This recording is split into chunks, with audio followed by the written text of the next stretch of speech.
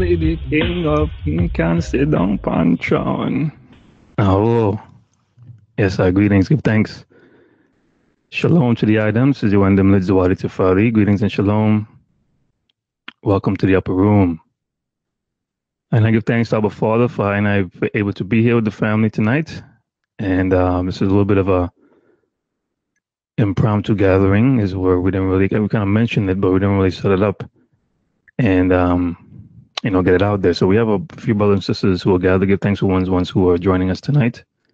And for the ones who, I guess we'll hear it in the forward, forgive I and I, we didn't really put it out. And but give thanks for the ones again who have assembled tonight. Normally we gather in the upper room and we have a whole host of I and I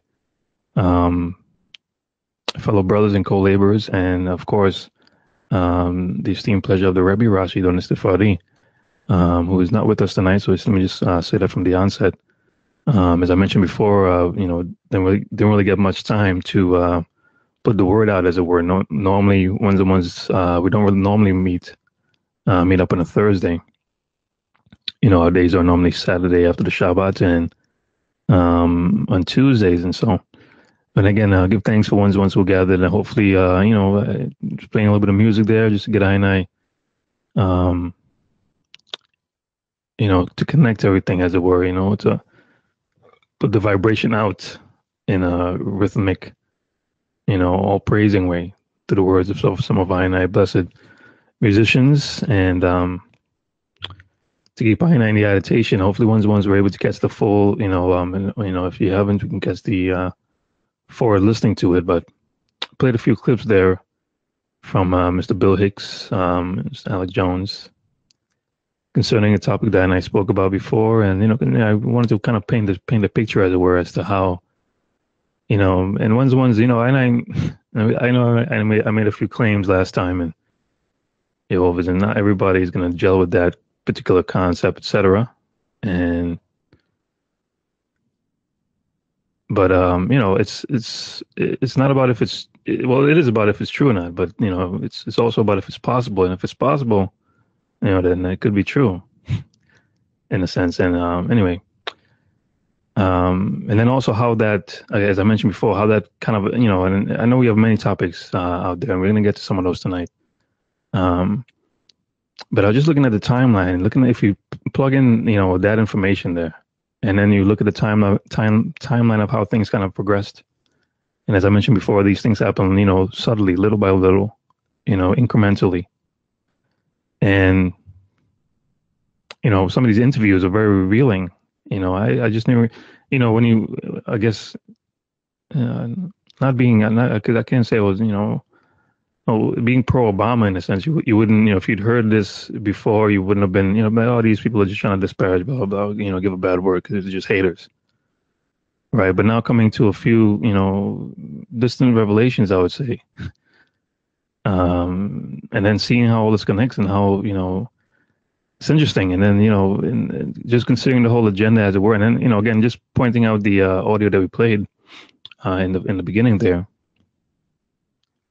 to how the agenda was pushed and how it is historically this particular president that brought this forth, passing the bill, and now we have same-sex marriages, and how that whole agenda, and how the LGBT seems to have a lot more rights and and privileges than the RGB, the black community. It's pretty obvious. There's an emergence of this feminist movements as well, which we know, black women are going to get trapped in this whole feminism thing. And then it's going to revert back to how it was before, and it's going to be, anyway, I mean, I go too much further, I don't want to, I always try to not, because, if I speak, go and, ones might not, I don't want to destroy my credibility if I ramble too much, because, some of the things that I guess have been shown or been felt to really just, express, are not going to, for ones, and certain people could probably see it, but other ones probably can't. And I don't want to, for this integrity or for the sake of the station, I don't want to be, too much, because but just always that I have a peculiar, different mind, and I ingest information a little bit differently, and so anyway. But just you know, I noticed, and we have also, of course, the Baltimore thing, you know, and there's many topics that are going on, even in the world, in the world scene. And there's a lot of death, and there's a lot of weeping and wailing, slaughters and murders, and the climate of the world is changing. Not just physically, not in that, you know, not in the scientific sense, but in, you know, spiritually, the climate is changing, and so, you know, there, you know, it depends on how one's want to look at this whole thing. I have a few things that I was, you know, just in meditation, you know, just trying to think about what the end game is. And again, you know, forgive I and I, brothers and sisters, just going to speak freely again here. I'm not, you know, have anything planned. I just want to, because the meditation has been very revelatory in a sense, and so made me sort of think, well, you know, how our president POTUS, POTUS. I said before that he's gonna be, that's gonna be like, if you look 50 years in the future, we're writing our history. You know, perhaps he'll be Pharaoh POTUS, or, you know, POTUS. It seems to be. I mean, that's the acronym goes with every president, but it seems to be very popular with, you know, Barack, and so. Anyway, so see how, you know, we move from George Bush now. And by the way, have you ever seen? Oh, hopefully I don't get in trouble, man. You know, just I just want to express, brothers. You know, don't hold line eye for anything. It's not, you know. I just. But have you looked at a picture of Barbara Bush? Go to Google or in your phone. Look at a picture of Barbara Bush. Looks like a man to me. Anyway, so we moved from George Bush in this perilous time. We went to war and everything else. You know, Taliban, blah blah blah, stock market crash. And all of a sudden ushers in black, you know, the black savior, first ever. Oh my God, Nobel Prize winner. And little is known, but he's just accepted, and oh, just, you know, oh, don't worry, well, oh, he's a black man, and no matter what, even though they say it's not a color thing, they made it a color thing, and so he was ushered in, and now he's in his final term. Right, we know of all of the events of the world that's going on, and what's really behind, you know, what the agenda is to push this state-owned, government-owned, you know, government-owned and operated, run states, you know, political states and refugee states and capitalist states and prison states. You know, so we know that they're we know about, you know, there's brothers and sisters, there's FEMA camps, there's trains with shackles on them. You know, there's trains of, you know, that just ready to load people up. Why would they be into these things? What are they preparing for?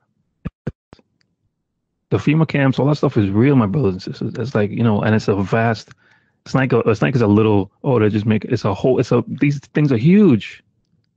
They're meant to hold masses. You understand? And I saw, looking at these trains now, there's trains with full mobile trains, like with shackles on it. And it's interesting. And, you know, again, to POTUS, as I said, could it be, right? You know, he's in his last term, you know, and, you know, we said before, you know, I believe that the next is going to be, oh, we know, which is interesting too, man. Donald Trump was actually contemplating running for president. And that's actually the reason, that's really the full reason behind the Bill Cosby thing. Ones do your true research. That's the reason why all those slanders, don't get me wrong, Bill Cosby at the height of his career was you know, he was a millionaire. He's very popular, he's very powerful as well. He used to hang out with Jesse Jackson and stuff like that. Why am I going into this? I don't want to go into that. We're not going to go into that. But Bill, that's the whole. Look into that story, but I'm not, but that's really the reason why. But anyway, he not that he raped these, he did have sexual because he was a, come on, a black man hanging out in a Playboy mansion and all these other things, Playboy. He was very, and so of course, but and not to say that this whole these slanderisms, all these everybody's coming out of the woodworks with the rape, that was all stemmed from Donald Trump. A comment that Bill Cosby made. Donald Trump. Donald Trump is a powerful man. He's a billionaire. I believe Bill Cosby's net worth is about 400 million. Donald Trump is, I think about $30 billion or something like that yearly. I think he makes like $63 million a year or something like that. And he's not only rich, he's very powerful. He owns everything. So and then especially considering what the comment was about, because Trump was going to run, and then Cosby made the comment, and then he didn't attack right away, but later on he attacked, and this is what this whole reason is about. Because again, anyway, I'm not going to go there. We're not going to go there. But ones, if you're interested in look at that. But I mentioned Donald Trump is mentioned. He's going to run for president. And that's what. Anyway, but I believe the agenda is to get a female president. So I believe Hillary. She's going to be the. It's been hinted on. I believe she's going to be the next figurehead in that sense. Again, it's all about the agenda, this feminism, and it's all, and a lot of our people are going to get caught up in that. We move from a black president, and then this is his first ever historic, and then we have a woman, and most women are going to identify with and then Clinton and everything else, and look at her career, and and they're gonna. And when it comes to vote, anyway, these are all things that I feel and know, and hopefully we'll see what happens. Again, I could be wrong, but also, again, as I said, this is his last, Obama's last term. So in a sense, I was like, if and we can just sense that the time is nearer than how the time is closer than what we think. It's very significant that our blood signs, the blood moons, happen exactly when our high holy days are. What are the chances of that happening, specifically on these Hebrew high holy days? Synchronology, it's chronologically exactly when we're supposed to be gathering. These are significant events, and we know the moon and the sun are playing. So it's one's observe. If you look outside, when you go outside, look outside. Anyway, getting off topic. All right, so we know it's his last term, and again, it's just because we can see and recognize these times. We can see that, all right, well, the enemy is desperate and the days are evil. We can see that there's a rapid increase in the nonsense, and the violence and the evil out there in the world. There's a rapid increase. We see evil seems to be winning in a sense. You understand? It seems to be, whether knowingly or unknowingly, evil seems to be in the lead at the moment. Anyway, I digress. Back to the president POTUS. All right, so it made me think, well, okay, well, what if, could it be? What if something happens? And this is what I also believe as well. This is again. I don't think I'm not trying to predict. I just reasoning. Just in meditation and just reasoning amongst myself and the Irit and the spirit. And it was interesting. I was like, well, what would it be? What would happen if, because he can't get a third term. But if we have a catastrophic event. Let's say this, what if we do usher in martial law right around when his election is coming around? Wouldn't that just be perfect? And then we'd be like, oh, no, we'll keep Obama because, and maybe, it could be. I don't know, I'm seeing these more and more stories are emerging about these FEMA camps. And, we all know about the prison industrial complex. And, we see these things happening within that community. Are we being slaughtered left and right without a care in the world? We have no rights out here. They're just killing us blatantly on camera. Look on Facebook. Look on the news. In your face. All right, we're just killing this. Move to the left. We're just killing this person behind you here. Just move it along. And These things tug at the hearts of our internet community because we're losing our people, and so people react. And so, they've tried. I think they've tried in many states to create a wave. What they need to do is create a wave, a wave that's strong enough to pull on the emotional tug strings of the unlearned, of the black sheeple, that will cause them to do exactly what they're doing now, to erupt and either imprison majority of them or slaughter majority of them or ruin their lives or who knows what. And I also thought about, well, what if this whole thing is, we know that our people being, we know what's happening down there is real, but what if it's like a training, what if it's like a training, a practice in a sense for this police state? What if how they deal with the situation is practice for the bigger one? They have, there's high level SWAT teams out there, there's high level, this is no joke, man,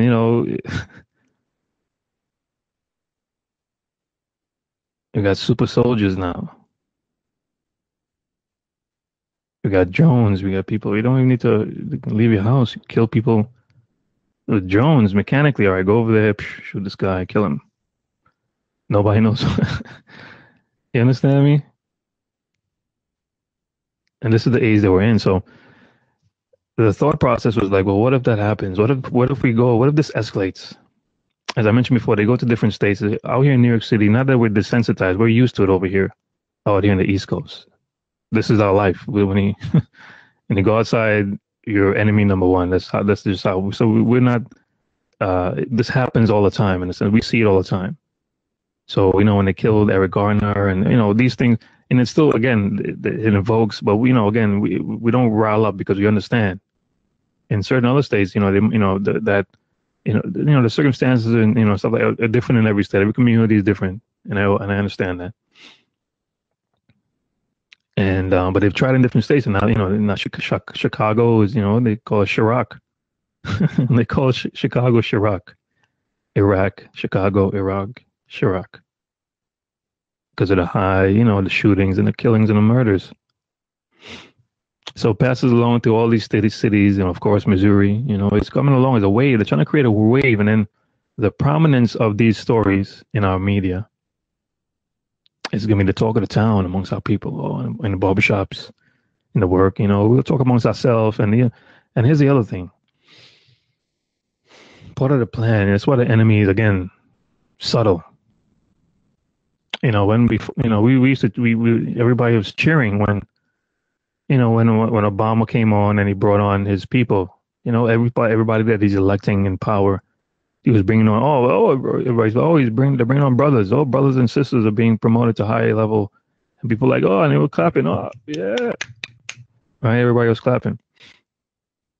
Now we have a situation where, with the lines of racism, white supremacy, with the lines that are being drawn right now, people are mad at the government.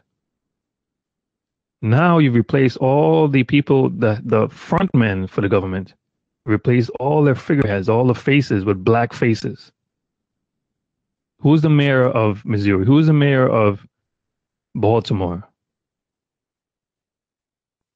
Who, think about, again, these things are subtle, and people are cheering like, oh yeah, oh, and people are angry at the government, and they're looking at the faces, the new faces now, and people are angry at the administration and angry at the president, and that trickles down to the image of these people who've now been elected in these positions, and that is a projection of white and black hate.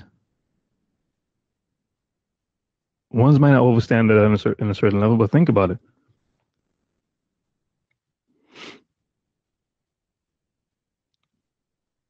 Again, it doesn't have to be true. Just, if it's possible, then, think about it.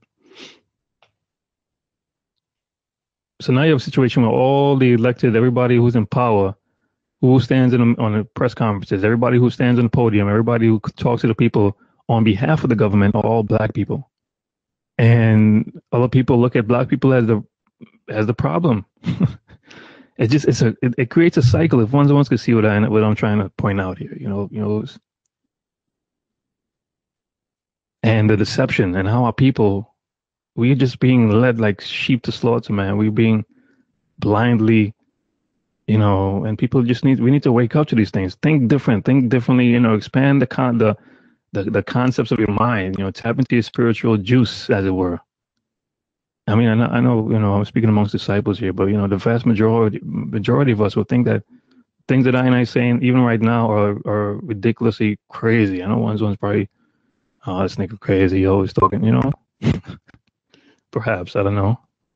And I say I blow the trumpet, whether it's received or not. So now all our elected officials are all black. Speaking on behalf of the administration, black people are mad at the black people now. The white people are mad at the government, which are the faces of black people. Now the black people are mad at the government, which are the faces. So we all hate ourselves. Everybody, it's a cycle of hate. It's projection. These things are subtle on subtle levels. If one wants to check what I'm saying.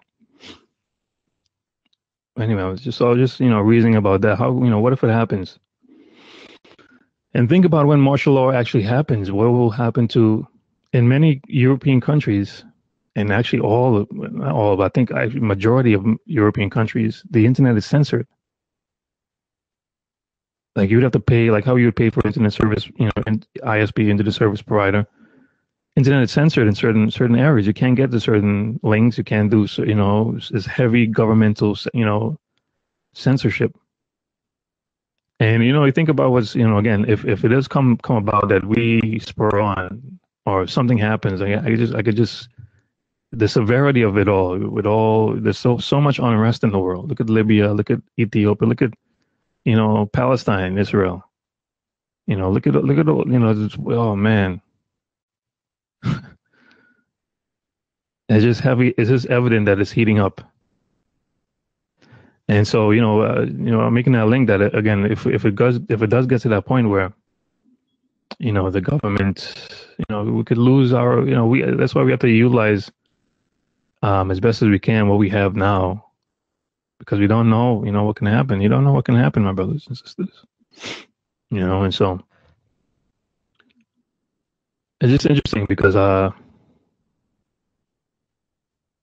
it would be one of the ways to keep him in office. An emergency situation. Who's gonna stand? We're not gonna. These niggas are not gonna want to let him go. Perfect for a unprecedented third term. What if maybe, I don't know. Who knows? I don't know. Maybe I'm a crazy Rastafari. Maybe I smoke too much weed. I don't know.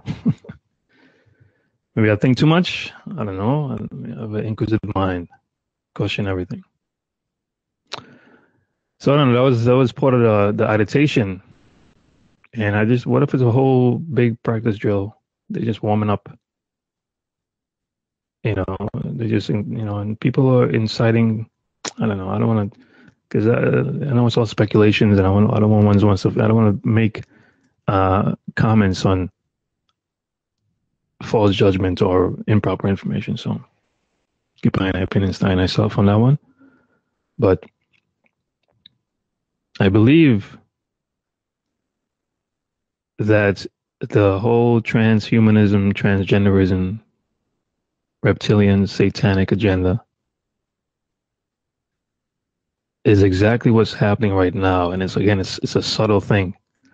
Little by little, we I don't know if one could see the prophetic picture in a sense and see how, and in a sense is, and it's good in a sense because, these things are to come. These things are to come to pass. And so it's going to, this is how it's going to be. But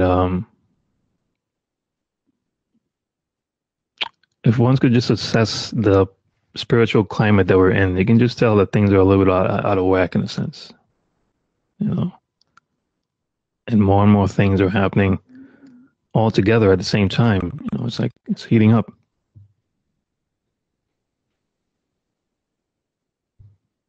interesting thing about the administration as well. Eric Holder retired or stepped down from his position. One of the things I also want to say as well, when you regarding censorship, there's ways, as I played the Alex Jones clips, Bill Hicks clip there about we mentioned a few things on the topic, but the surveillance, that whole Eric Snow whistleblower thing, that's actually really true as well. And they're just collecting grids of information on I&I. And I say this to say because government agencies, the CIA, FBI, etc., they're not supposed to, there's within the law, they're not supposed to be able to tap your phone or to surveil you, to watch, to tap into your phone or go into your camera. They can't actually do that unless they go through the judicial branch. They have to go give and get a subpoena, get it signed, and push that through, and then it can go, if they have probable cause to go and do that. But before it's been revealed, that's what the whole thing with this Snowden, that's the whole thing was about, this vast collection of I&I, of personal data, and tapping into ones. So it's one of I&I, another thing of theory, because you step down, but I believe it's to make a move into the judicial system, so they can, in a sense, they can have another person on the inside as well. Again, because that's a big problem. They actually have to do a lot of payouts. Verizon, some of the cell phone companies had to do a few payouts, legal payouts to people because of suits that were brought up concerning tapping phones and stuff like that. And the reason why people won is because, again, you need a judge to sign it, to push it through. And so anyway, we'll see what happens with that one as well. And then we go to Michael. Michelle, and again, one's the ones, I don't know it's a wide claim. Oh man, come on now. But if you plug it in, spiritually plug it in, it kind of fits exactly what is happening. And if you do the research, if you just look it up. We didn't know that POTUS had a homosexual past. Man, which sounds crazy, but you could, again, look it up. Check into it. If I sound crazy, look into it. Whether or not you believe it's true or not, is it possible? Well, it's probably possible. But that's I view. I feel and believe that it is true. And these people that I mentioned, Serena and the Bieber thing, and one's probably LOL that some of the claims that I made. But these are people, it would explain a lot. It would be the reason why these people are the front men, in a sense, the perfect examples of the transgender nation. Wouldn't it be? The first lady is a man. Venus and Serena are killing it. They kill it. They dominate. And and again, ones don't want to believe it. I believe it is what it is. And what's happening with our food? They're messing with I hormones in the foods that we eat, unbeknownst to us. And so we have a population right now that's kind of confused about sexuality, and you can see it in everywhere. You can see it in the mainstream music, what things are heading towards. Look at the fashion. Look at what's influencing the youth. Years ago we didn't used to, black people we didn't used to tattoo. We used to keep that, we see, we'd be like, oh, that's normally that's what it would be. We see people putting skulls on their, themselves and putting. We'd be like, that's not our thing in a sense. That wasn't really. But now it's like everybody has tattoos from got sleeves and it's.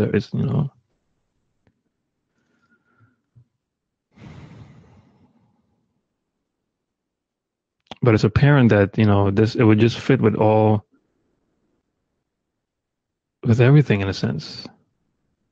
To see why things are the way they are. Why was this the first president to approve same-sex marriage, and then what? There's so many questions. Why can't we see there's no baby pictures? What, there's no baby pictures of the first, the babies, the first family's babies? We don't have a pregnancy picture, nothing.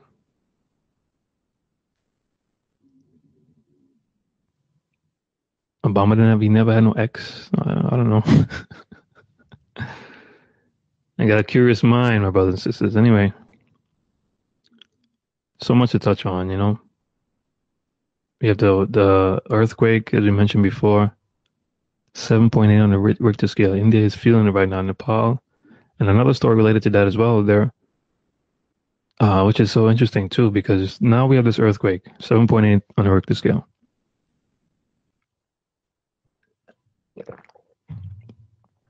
And people are dying. A lot of people have died, and people have been buried in the rubble. So now there's apparently this big rescue effort by guess who?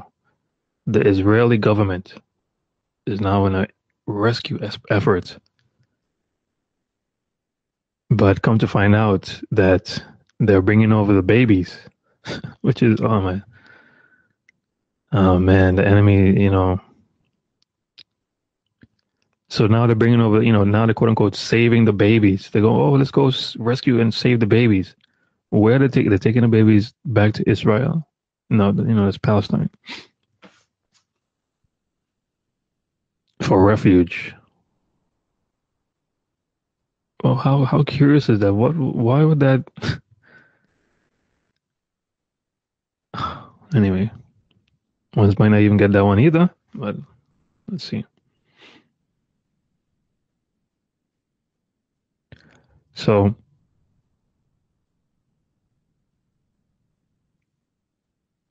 earthquake in India, they're rescuing the babies. We all know about, to make the connection with Baal, how they used to sacrifice babies to, it's interesting.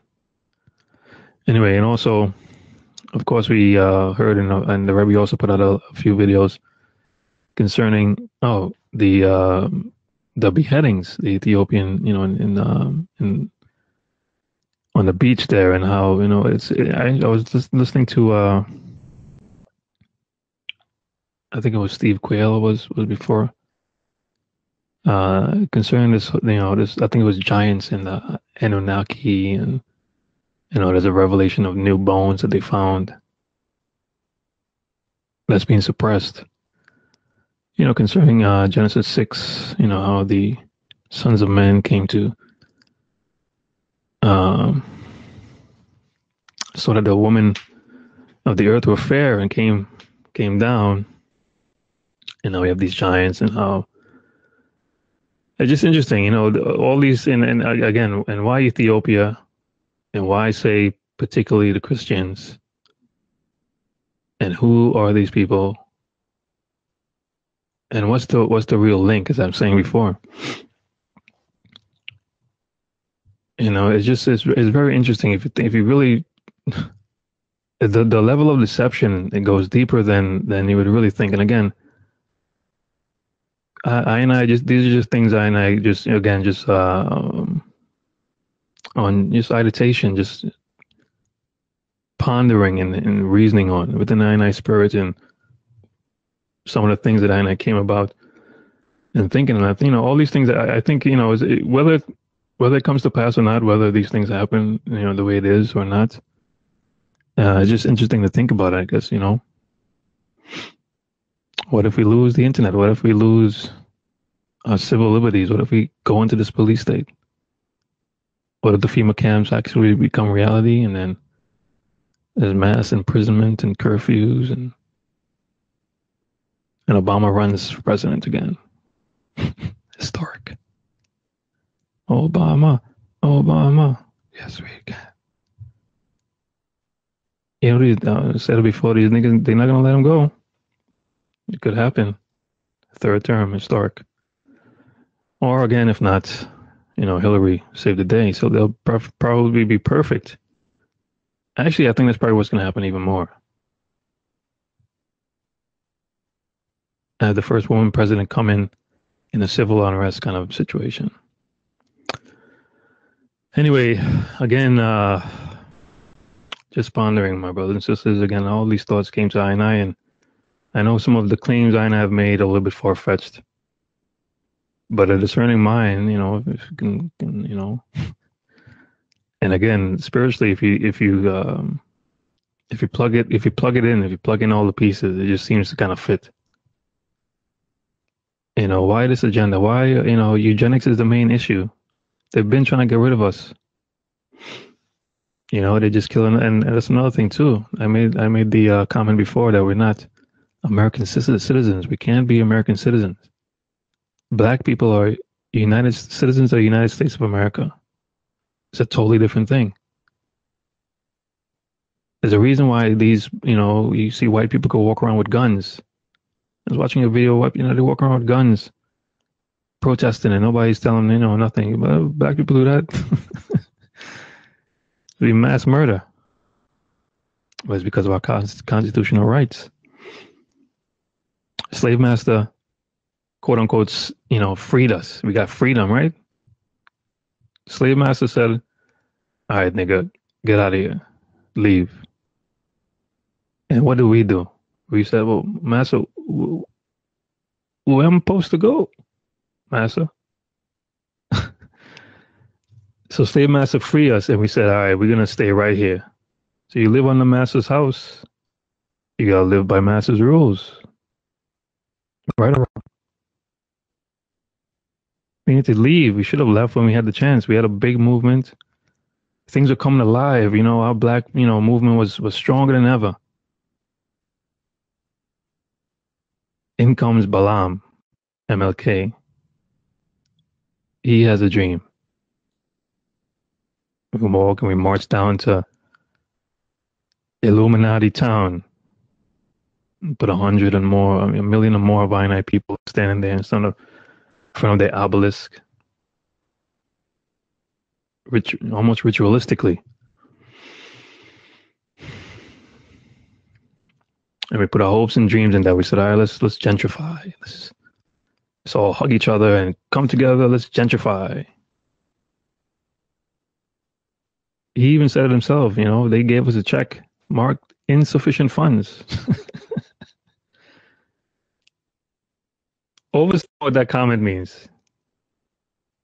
Gave us a check that's marked insufficient funds. That means we thought, all right, well, the answer was, all right, let's come together and turn the other cheek, and let's just live with these white people and live on the system, not build anything for ourselves. Just integrate into what they already have. They have us as 3/5 as a human being, but let's just go for it. Let's peace and love. Oh, I love you. I have a dream. Civil rights.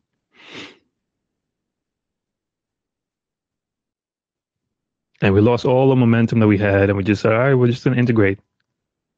And they gave us a check marked insufficient funds. So we thinking, all right, yeah, we good. But in reality, when we go try to check, guys, the check, insufficient funds. Meanwhile, they still get the opportunity to use you and have you in the workforce. They pacify that generation. Then you got a future generation coming in doing the same thing. So it's working to their benefit, but what about our benefit? And now we're seeing it come full circle. Now we're seeing, you know, our lives don't really mean much because we're still in the master's house. Leave, you said. Don't know what. No, you said let's stay. And we gotta live on the master's rules, and master's rules have been flawed from the get-go. And we had movements and we had our RGB, but then LGBT came over. LGBT. LGBT came over, and then all of a sudden there was AIDS, and there was diseases, homosexuality, LGBT. Now, years later, it's legal. Same-sex marriage, transhumanism, transgenderism. Just see where we are now, and then if you plug into that, and you figure out, well, all right, well, could it be possible? Is it possible? Could it be possible? If it's possible, then it might be. It could be. So what if she is? What if Michael is? What if she is the first? What if the first lady is the first lady? I don't know. Wouldn't that be the first, kick in the face to the sheeple? Like, and look, we did it right in your face. You didn't even know anything. You don't. And we made go. There's clips about SNL. It's in your face. It's blatantly in your face. Look at all the clips. Again, I don't. I know probably again because I know I made the claim, and again, this might be far-fetched. One might be like, no, but check it in, my brothers and sisters. And plug it in again, as I said. See where we are, and ask yourself these questions. And also see where we're going. As I mentioned before, we got super soldiers now. Serious thing, you can fuse with machines to almost be invincible. You get super strength. You can jump higher. You can, I think it was Steve Quayle saying that they used the DNA, the Giants' DNA, to give some of these super soldiers all these, which again might seem. I don't want to go again.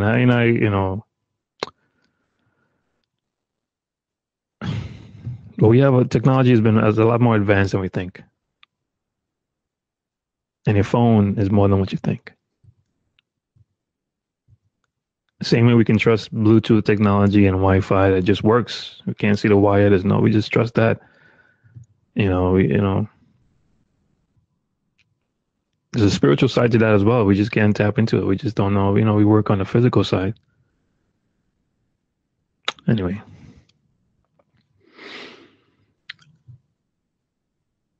So, I mean, I know, it's amazing. It's amazing just how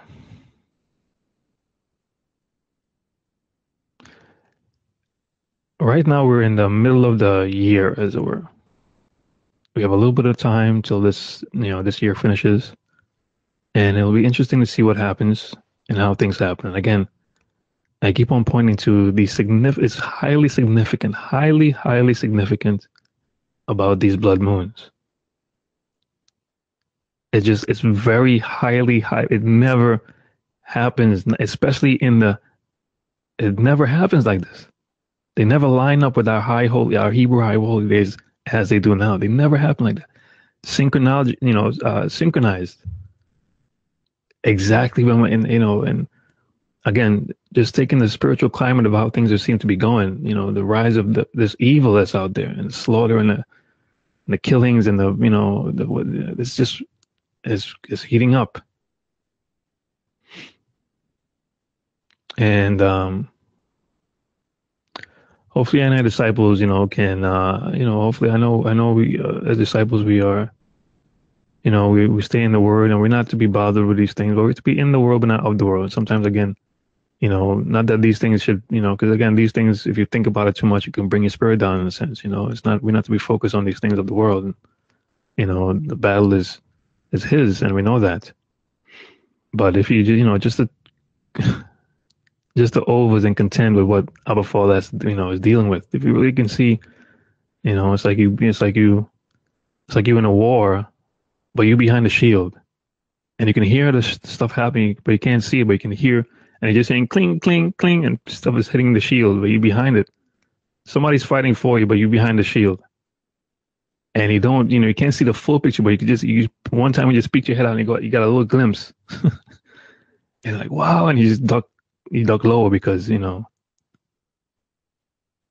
amazing. This battle, the spiritual battle that we're in, is deeper than we think. And the deception, as we mentioned before, is deeper than we think. So anyway, I kind of take a pause for the calls, my brothers and sisters. We have a few minutes left in this podcast, and y'all willing, we can go forth into some overtime, perhaps. And forgive I and I was just, again, this was a little bit of an impromptu gathering, and I didn't have enough, proper time to put the word out in a sense. But I give thanks for once making it here and listening. And I would like, in the time that we have, to see if we can get to the line and greet some of our brothers and sisters.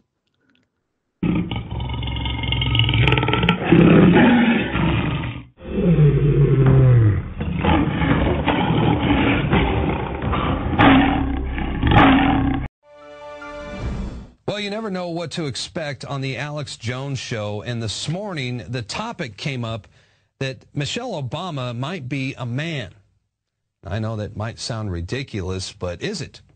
After all, there are many questions surrounding the president's past, and now people are starting to question the sexual orientation of the First Lady. Alex Jones has a special report on that from our new television studio in Austin, Texas. But first, here's what Joan Rivers had to say to kick the controversy into the mainstream. You know Michelle is a trans... I'm sorry, she's a what? A transgender. We all know. Oh, my gosh. Well, Joan Rivers talked about it in the last few days, and it's a big international news story. The question is, who is Michelle Obama? Is she really a woman? Is she a man? Now, I'm not drawing any conclusions here, but I know this. It's fair to question anything and everything this administration says, because I can't think of an administration in history that has been caught with such a perfect record of everything they say and do being a lie, being a fraud. You've got all these examples with Obamacare and all the taxes it raises on poor people and the death panels and all the denials about that. And then the architect of Obamacare, Rahm Emanuel's brother, comes on Fox News and says, you know what, the plan is to bankrupt the healthcare system with this and bring in total socialism. So the insurance companies are getting in line. These people are the authors of so much corruption, so much tyranny, that they shouldn't whine and complain when the public doesn't believe anything they're saying, especially when every time I look at Michelle or Michael Obama, the first lady or the first tranny, every time I look at them, something doesn't look right. She doesn't look like any black woman or any woman I've ever known. She's got shoulders that are wider than a man's, which physiologically doesn't happen. Again, you can put 3 heads on a man's shoulders and only 2 heads on a woman's shoulders. That's a known anatomy. And then women generally have wider hips than men do. And you look at her arms and the rest of it, when she's standing straight on, she looks like no woman I have ever seen, except for people who have had different chromosomal disorders who choose to be a woman. And I've got the statistics and the numbers right here in front of me. We're seeing more and more of these chromosomal disorders because of all the toxic waste and GMO that's been introduced. One of them is the Klinefelter syndrome, or the double XY, where you basically are part female, part male, and then generally around puberty or even younger, the person needs to choose who they're going to be. And when you look at other people who have been reported, like Olympic runners and others, to perhaps having this disorder, they look just like Michelle Obama. And we've seen cases before where they then do the test and then don't release them. And the Russians got caught in the Olympics, of course, back in the 70s and 80s, having, quote, women wrestlers and weightlifters that really weren't women.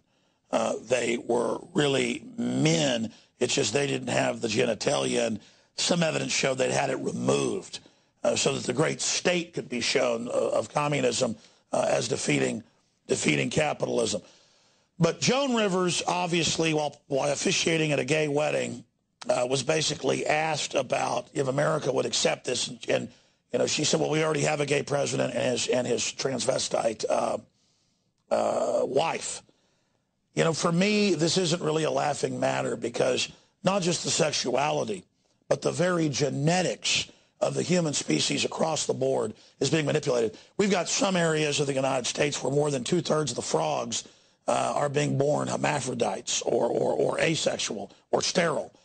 We've got all sorts of sexual mutations happening in guinea pigs that are fed GMOs, things I won't get into here on the air. And we are all guinea pigs under this. So getting all the political correctness aside, there has always been people throughout history, males identify as females, females identify as males. There's always been a small portion of that, a small statistic. And I don't judge or attack those people. And I'm not obsessed with it either. I'm sick of the societal obsession with it. It's clearly being pushed, and that's what I'm tired of, is the force feeding of all of this culturally to reduce population and also break up the family. I'm tired of male role models that are traditional and female traditional role models being under attack.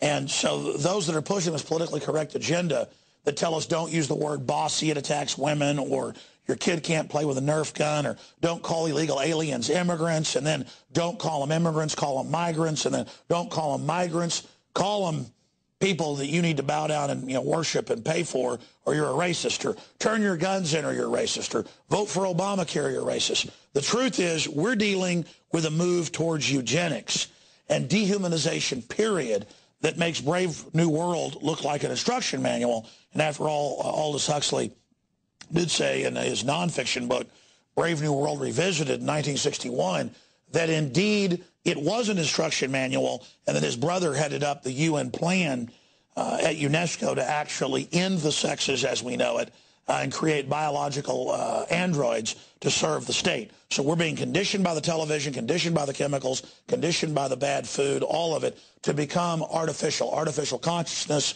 artificial insemination, because we're so incredibly infertile that, we have to have 3 parents now, and the baby has to be designed. And if they build backdoors into all the technology and all the smart grids to surveil and control us, everything we talked about now admitted, I'm here to tell you they admit they're planning to build backdoor systems and stack genetic traits they want into all these new designer babies. The globalists are a cult of genetic engineering.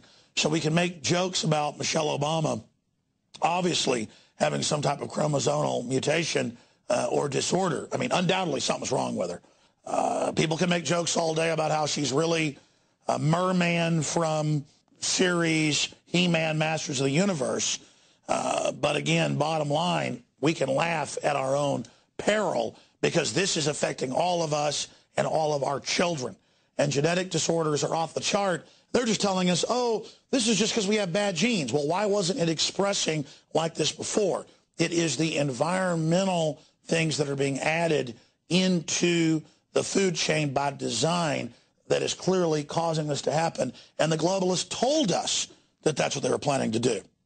So I wanted to break that down here on the Nightly News, and then tomorrow on the syndicated radio transmission. Let's go ahead and throw it back to Darren McBreen in Studio B.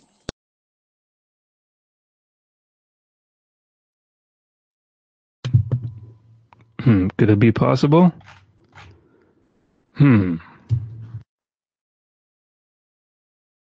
For those who consider same-sex marriage the last civil rights battle in America, today was a very big day. A sitting president taking sides in a way that would have been unthinkable even 10 years ago. But for those who agree with the constitutions of 31 states that reserve marriage for man and wife, including most black and Latino voters, today's news adds another layer of drama to the re-election efforts of Barack Obama.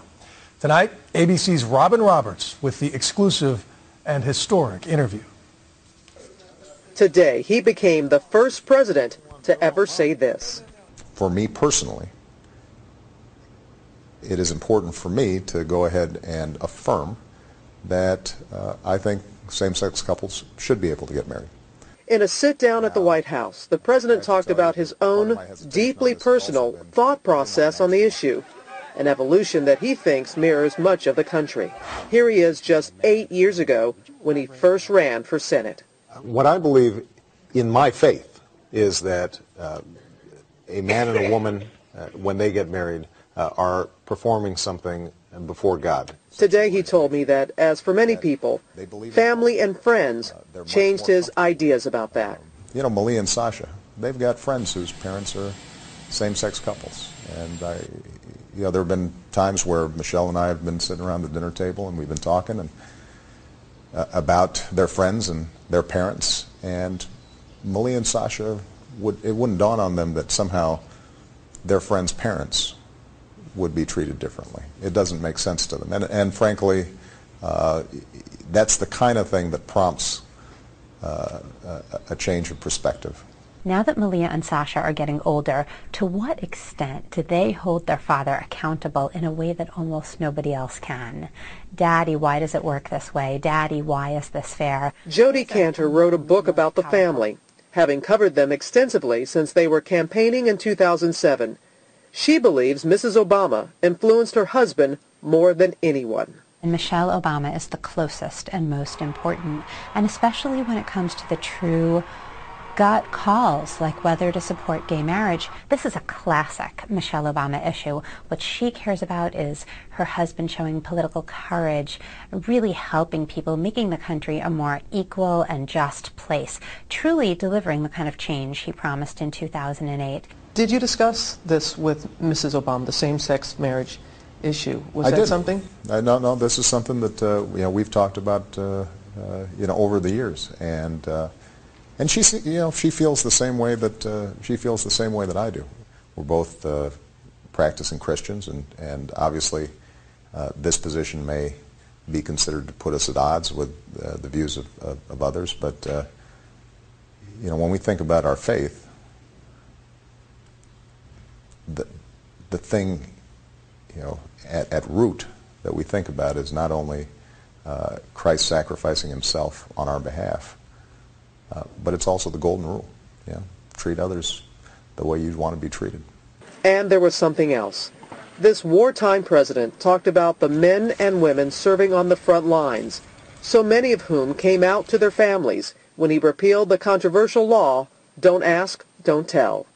Today, the president says he did this for them also. When I think about those soldiers or airmen or Marines or sailors who are out there fighting on my behalf and yet feel constrained, even now that Don't Ask, Don't Tell is gone, because they're not able to commit themselves in a marriage.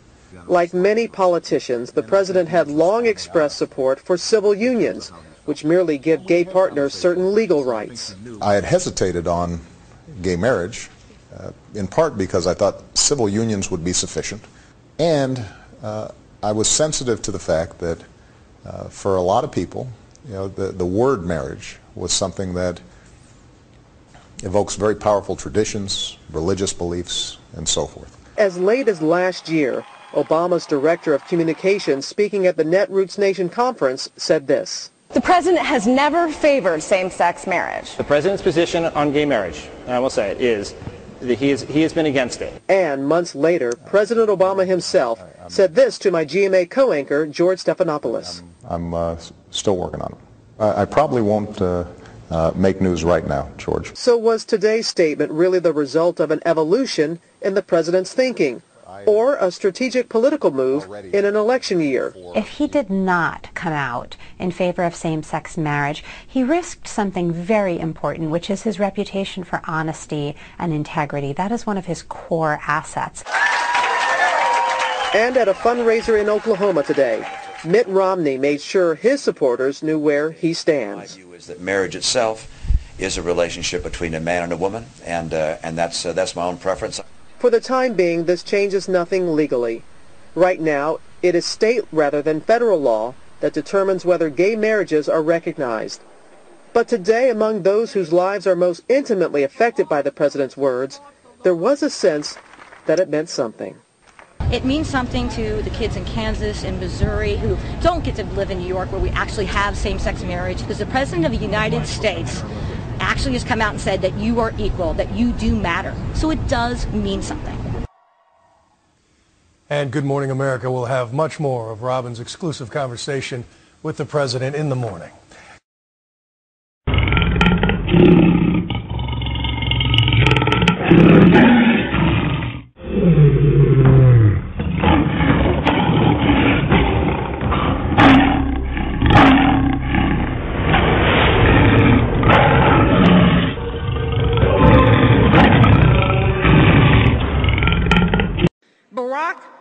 knows the American dream because he's lived it. And he wants everyone in this country, everyone, to have the same opportunity no matter who we are or where we're from or what we look like or who we love.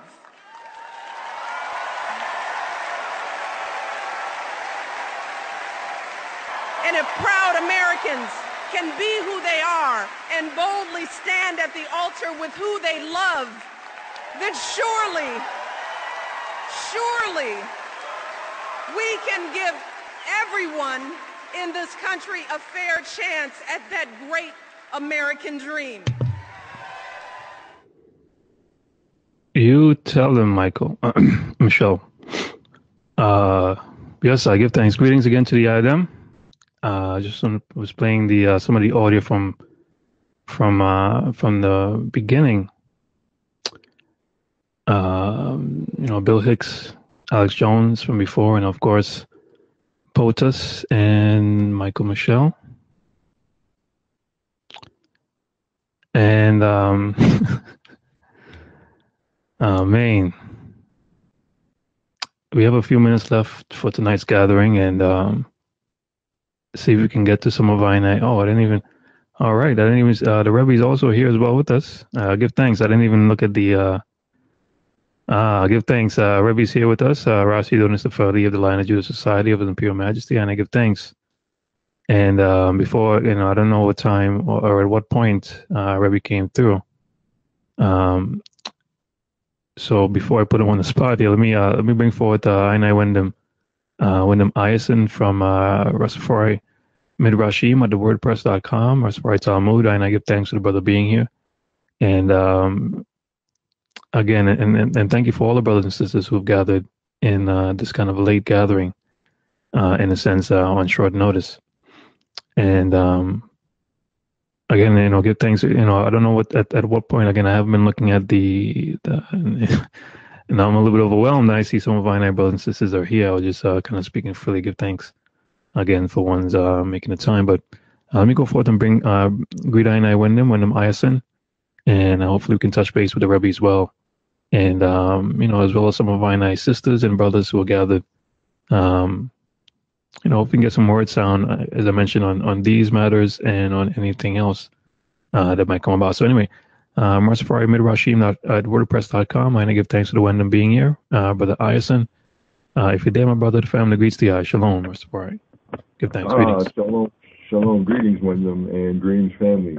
Yes, the Rhema word, brothers and sisters, Babylon is falling. She's falling. Come out of her, my people. And it's obvious that America is under judgment without any partiality.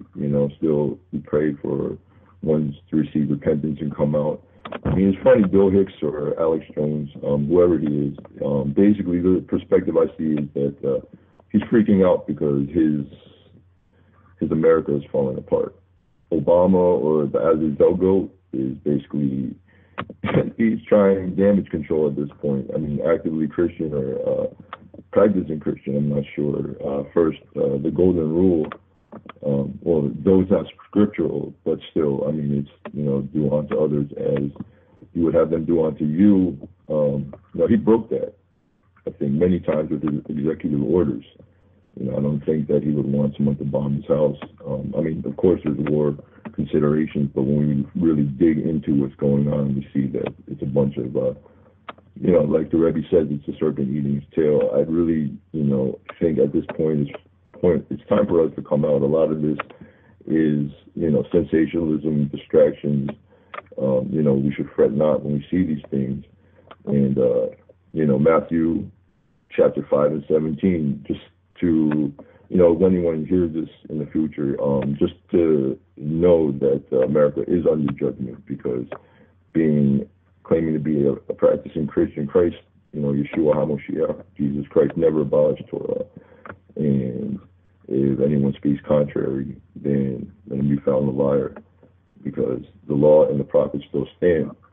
Now, the whole homosexual thing, if he's practicing Christian, okay, and we find this also, I believe it's in this week's Torah portion, Leviticus 20 and 13. This is just also for us to know, because I think as we come out, we're going to need to know this to really understand what's going on.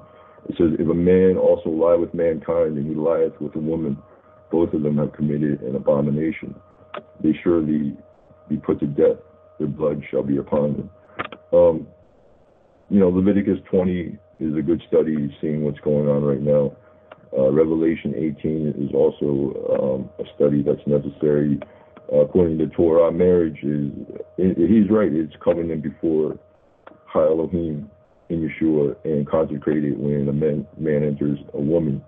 I don't care about whatever they say about their civil rights. It's basically a code word for me now when I hear it for Satanism. Genesis 2:24 explains in that breaks. We understand it more. Further, Mark explains that what a marriage really is. And at this point, just for the family, I would really just advise beginning to understand more about our law, Torah, and also UDHR Article 15 and 18, which addresses nationality and as well as freedom to pursue and also to practice and interpret our religion as we can understand it or grasp it.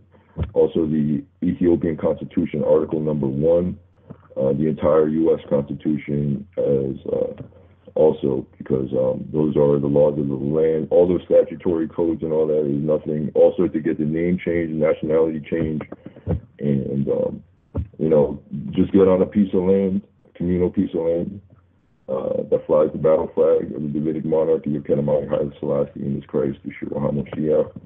And I think that's the best course of action. That's my personal opinion, seeing where we are right now.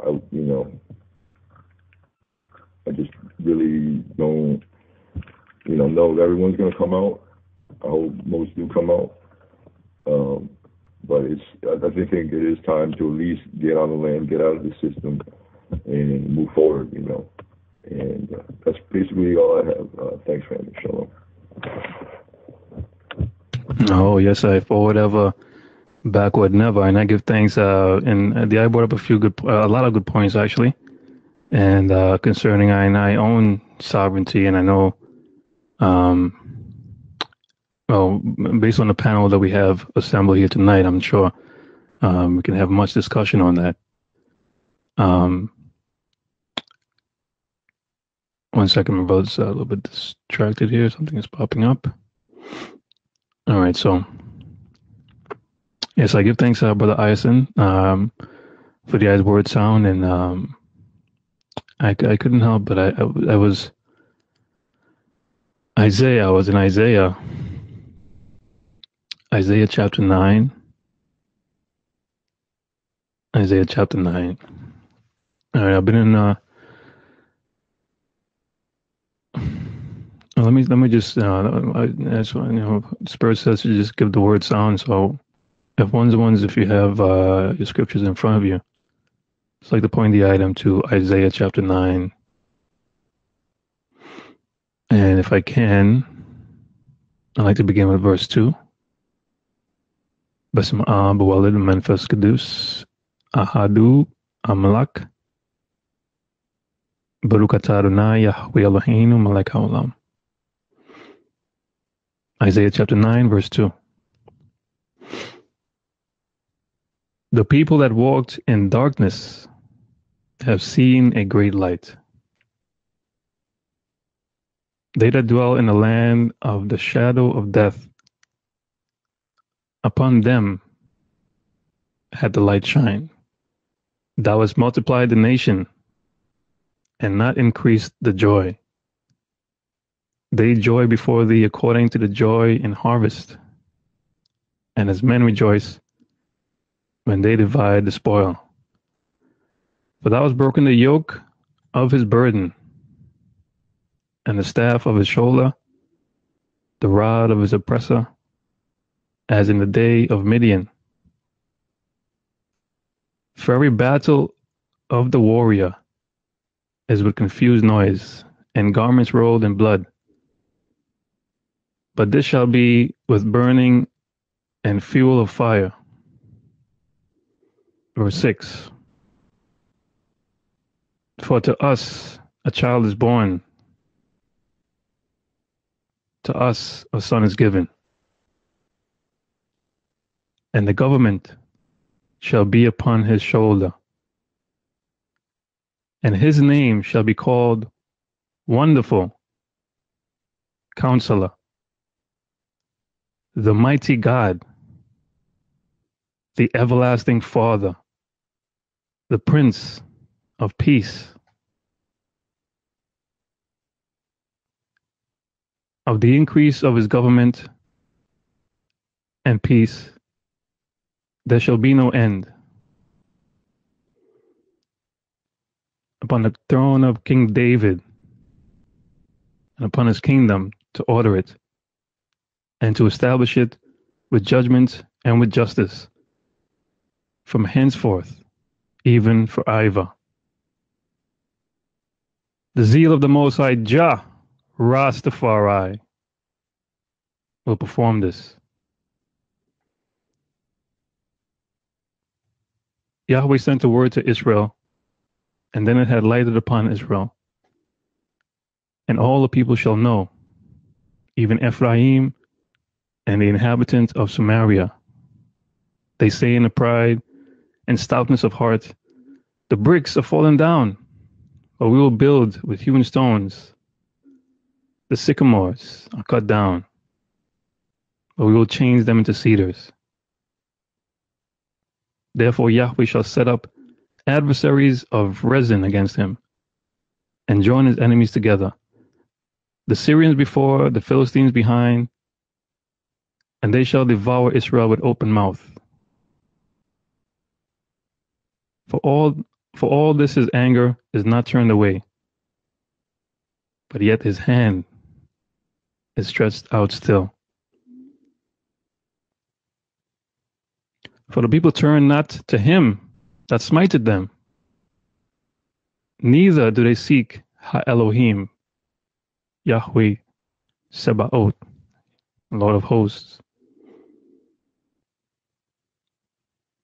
Therefore Yahweh will cut off from Israel head and tail, branch and rush in one day. The ancient and honorable, he is the head, and the prophet that teacheth lies, he is the tail. For the leaders of the people cause them to err, and they that are led to them are destroyed. Therefore Yahweh shall have no joy in their young men, neither shall have mercy on their fatherless and widows. For every one is an hypocrite and an evildoer, and every mouth speaketh folly. For all this his anger is not turned away, but his hand is stretched out still. For wickedness burneth as the fire. It shall devour the briars and thorns, kindle in the thickets of the forest. And they shall mount up like the lifting up of smoke. Through the wrath of Yahweh of hosts is the land darkened, and the people shall be as the fuel of the fire. No man shall spare his brother, and he shall snatch out on the right hand and be hungry, and he shall eat on the left hand, and they shall not be satisfied. And they shall eat every man his flesh. They shall eat every man the flesh of his own arm. Manasseh Ephraim, and Ephraim Manasseh, and they together shall be against Judah. For all his anger is not turned away, but his hand is stretched out still. Isaiah chapter 9. I believe the word resonates, in every situation. And it's clear and abundant that just as the word says, we have not been looking to the proper source. We've been led astray. We've been following other cultures. We've lost our true spiritual connection. There's a lot of confusion.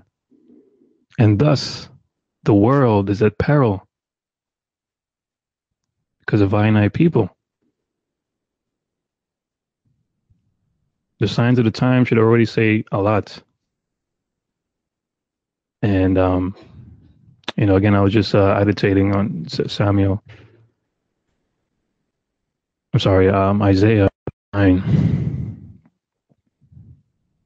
And we know how important I and I Ethiopian Hebrew divine heritage is important to the main story. Judah, Yehuda. And the real connection to the truth stems in Ethiopia. And it's very apparent that prophecy is unveiling, and, again, whether this gets, all these issues, because there are going to be continual issues, I believe. There are going to be things there, but it's just for, to take note. As I mentioned before, the enemy is subtle. Incremental moves, when you're not looking behind your back, when you're not thinking, that's when the moves are being made, and all of a sudden it's the new normal, in a sense. So anyway, yes, I give thanks, Brother Ayasin. The brother touched on a lot of things concerning, I and I paperwork, and, these things are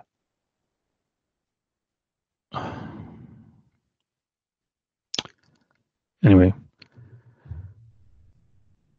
We're into the last few minutes of this podcast, and we've set up, as it's apparent, and I would love the opportunity if ones are willing and able to push forth, because we're not sure exactly how much time we're going to have here.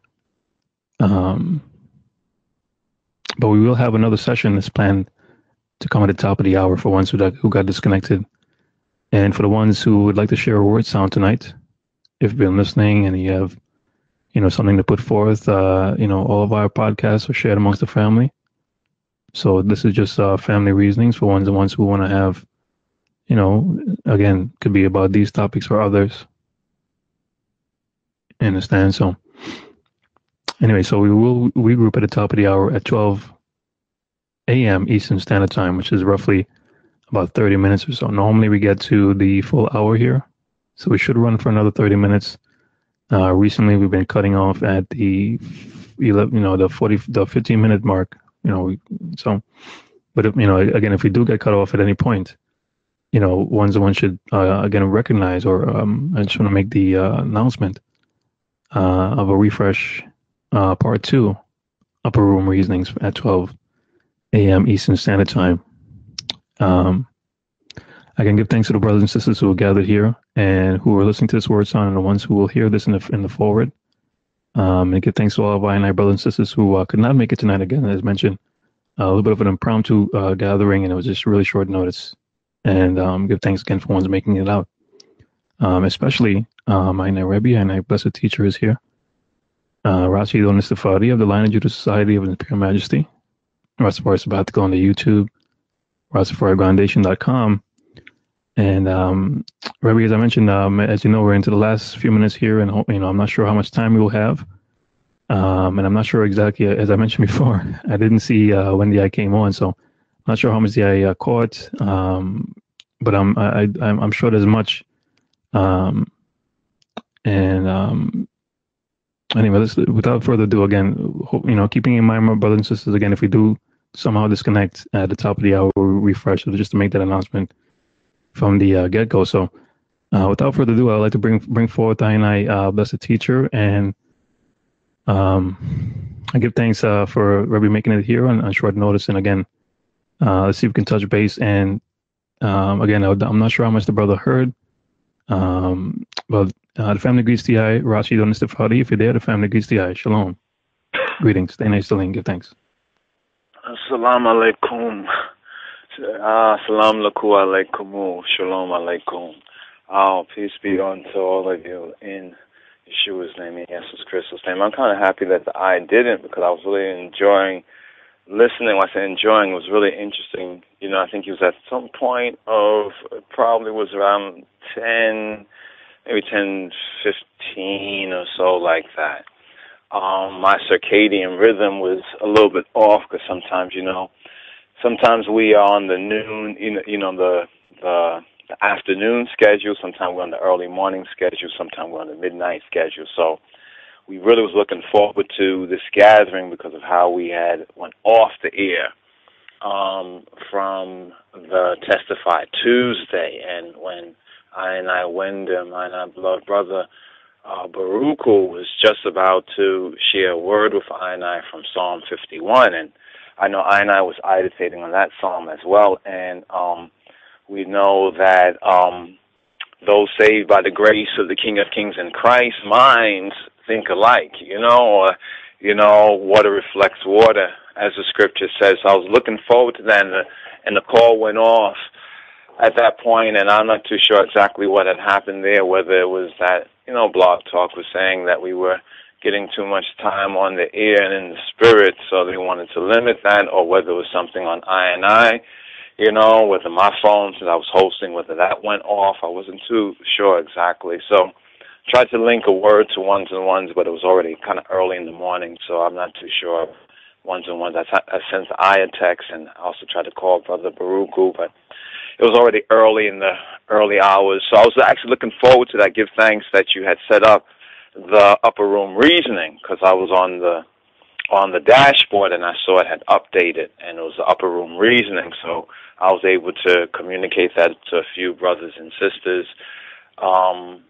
between, in the day and a couple of hours, today and 18 hours. I think that's what it said at that time. But yes, very, very interesting. One thing I did notice, and I was so happy, is that I got to the script, because the world is following, a script, their own script, or making up their script, or freestyling, or improvising, or whatever. But we know that they're on their own sort of message, even from the clip that you played with, a couple of the clips with POTUS, Obama and Michelle Michael, whatever, but we know that they are on their own sort of script, but the question is, are I, are we, on the script and bringing it forward to the scripture, because life is like one big road with lots of signs, but Hana Selassie reminds I. There's many of I that might say, and those who might listen to this particular message, or to even any of I messages that touch on these kind of situations and things, they might ask, isn't there more important things for I to reason on or speak on? And that might be true if we are not in the Christ mind, because a lot of these kind of things that are going on, as the word says right here, it says, from the time that it goeth forth, it shall take you. For morning by morning shall it pass over, by day and by night. This is from Isaiah 28 and 19. Then it says this in the last part of verse 19. It says, and it shall be a vexation only to understand the report. It shall be a vexation only to try to comprehend, when you read the fullness of this chapter and understand the prophetic significance, chapter 28, as well as chapter 9. I thought that was interesting. Give thanks for, and also Wyndham Iyasin as well, from the Testify Tuesday, who was speaking about Moses, and you said that is a rabbinical commentary that speaks to the fact that when Moses and the Israelites were coming out, some of the Israelites got caught up. There was like a civil war, and there was other things going on at that particular time, like now, and they got caught up. Some Israelites got caught up in other things that were going on. And I think I had mentioned that the scripture mentioned something about that. Not all came out with Moses, but I didn't have the math on it. So I had to go and do the math on it. That was Hebrews 3, Hebrews, the general epistle to the Hebrews, to I&I, Hebrews 3, chapter 3, verse 16, where it says, for some, when they had heard, did provoke, howbeit not all that came out of Egypt, howbeit not all that came out of Egypt by Moses. In other words, not all who came out of Egypt came out with Moses. So just pointing that right there, I wanted to share that as well. But since that call had ended, rather suddenly, as soon as we had went into the overdrive portion, I think it was after 12, so forth, and so on. But, so some would ask, and even I might ask, okay, yeah, because I have heard many of these things already, but some of our brothers and sisters might not have heard. You know what I mean? And we should do all in our, power to see to it that the message, of salvation, the good news, is shared to those of our fellows. Now, one will say, well, how is that? That's not the message of salvation. That's not the message of grace.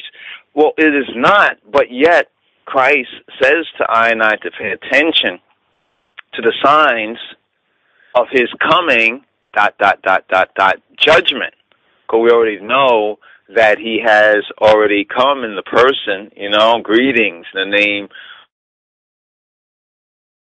revealed in the person of Kedamawi Haile Selassie. So there's that second coming that already has been fulfilled since, circa 1896, but even the Jehovah's Witness talk about 1914. But in the history and in the Revelation, it'll be 1916. So the second coming has already come. So what they're waiting for, actually, they're going to get something they don't expect, because actually what Scripture says is a time, a grace period, and then the time of judgment. So these signs are the signs of his coming judgment, his coming judgment, and thereby to prepare. And we have to pay attention to these so-called last days, these last days signs. So I not over is what many ones would say, well, I was talking about Obama and this and that, and these might be, to some people, minor issues. But if we're really seeking to understand or overstand, but begin by at least a basic understanding of the glory of His Majesty, which is the Bible, then these things that we witness in the world, and let me say it like this, these things that we witness in the world, we need to understand in the context of the Scripture. I remember, like, even with my earthly mother, sometimes, things will go on, like this in life, right? She's a Christian, religious preacher, pastor, so forth and so on, right? And I used to mention some verse in the Bible, and I remember sometimes she would say, well, almost like some people have attitude, that's for Sunday, that's for church, or that's for, in other words, like, that governs the church and religion, but this is the real world. There's those kind of people that would be religious, and maybe even take part in some religious ceremony or have some sort of role they play in some religious order of things, preacher, pastor, church folks, whatever. And sometimes when you will seek to invoke the wisdom of the Bible outside of the square of the church, as it were, or Sunday, like in your regular life, if you quote Scripture, as a word of wisdom, they'll be like, they will get offended, well, that's for Sunday. This is the real world. And a lot of I've encountered that from a lot of I'm not gonna call them the old time folks, but I've encountered it from my earthly and even my aunt. At one time I was reasoning with her. I mentioned something in the Bible, and it was almost like, yeah, that makes sense, but they don't apply the wisdom of the Bible to the other 6 days of the week. So it's almost like Sunday is the Lord's day, but Satan gets the six. He gets the 6 days otherwise. So over is what many ones and ones mean. But I think the key is, how does the news and the blues and the what we experience and these things that we are seeing and witnessing in this time, how does it come together for I and I good? In other words, to do due diligence, to search out of the scripture, to see whether and see how these things link with, because you say he does nothing unless he first showeth it to his servants, unless he first show to his servants, the prophets, and therefore we have to look to that word if we are to receive the good of him. So how do all these things come together for I and I good if we ignore these things, right? And if we do not watch, watch and pray, right? And pray doesn't mean, oh, Lord, you see that? Such and such, oh, Lord, please, oh, my God. No, it doesn't really mean that in that sense. It means watch, pay attention, and speak, communicate with God, and meditate upon the word and fellowship with one another, to see, well, what doth this mean, and what doth, has God spoken on this? Has Jah spoken on this? What and where, so that we might have comfort for our spirit, so that we might not faint, as the word says, right? That we might not get caught unawares, right? And that will not be for I and I good, because the word says that, for we know that all things work together for the good of those who love Jah and who are called according to his purpose. Now we have to do, the work of God, the work of Jah. And remember they asked Christ, what is the work? Right?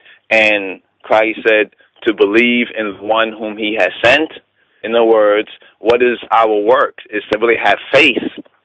And how do we have faith? How will we trust?